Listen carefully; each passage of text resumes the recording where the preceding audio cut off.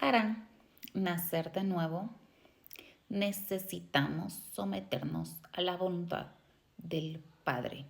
Así como lo hizo nuestro Señor Jesucristo, nosotros también debemos de someternos a la voluntad del Padre en nuestra vida.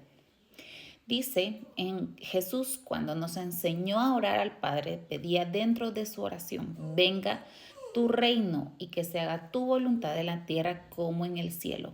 Mateo 6:10. Cuando nosotros le pedimos a nuestro Señor que se haga su voluntad en nuestra vida, ¿verdad? Traemos el cielo a la tierra, ¿verdad?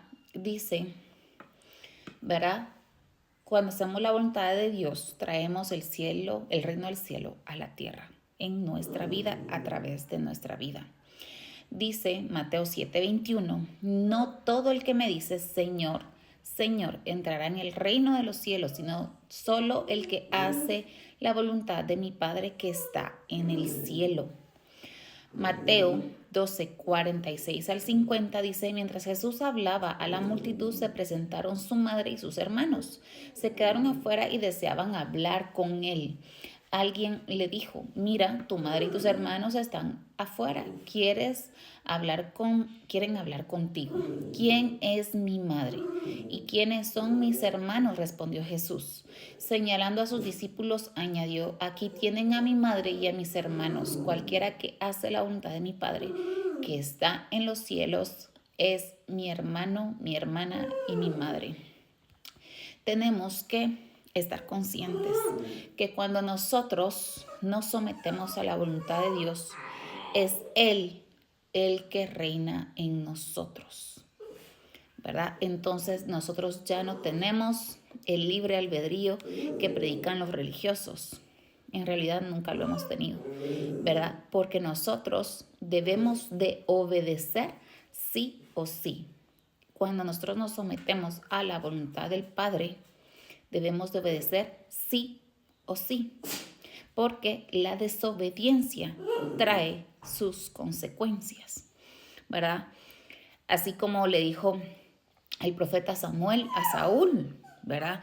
En 1 Samuel 15:22 y 23 le dice, Samuel respondió, ¿qué le agrada más al Señor? ¿Que le ofrezcan holocaustos y sacrificios o que se obedezca lo que Él dice?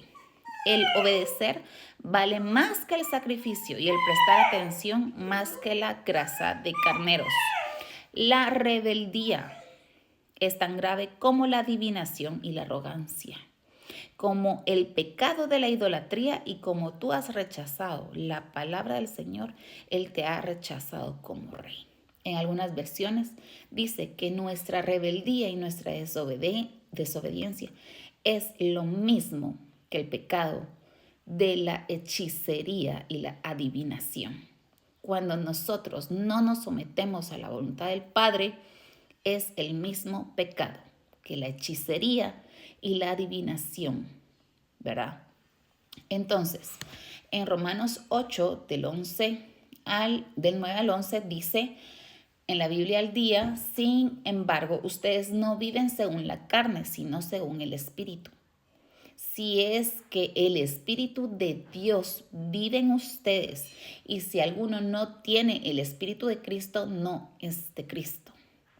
O sea, si no tenemos al Espíritu Santo dentro de nosotros, no somos cristianos, no somos hijos de Dios, no somos nacidos de nuevo. En el 10 dice, pero si Cristo está en ustedes, el cuerpo está muerto a causa del pecado, pero el Espíritu que está en ustedes es vida a causa de la justicia. Y si el Espíritu de aquel que levantó a Jesús de entre los muertos vive en ustedes, el mismo que levantó a Cristo de entre los muertos también dará vida a sus cuerpos mortales por medio de su Espíritu que vive en ustedes. Nuestro Señor Jesucristo es el primogénito de Dios. Es el primero en nacer de nuevo, resucitar del Espíritu Santo.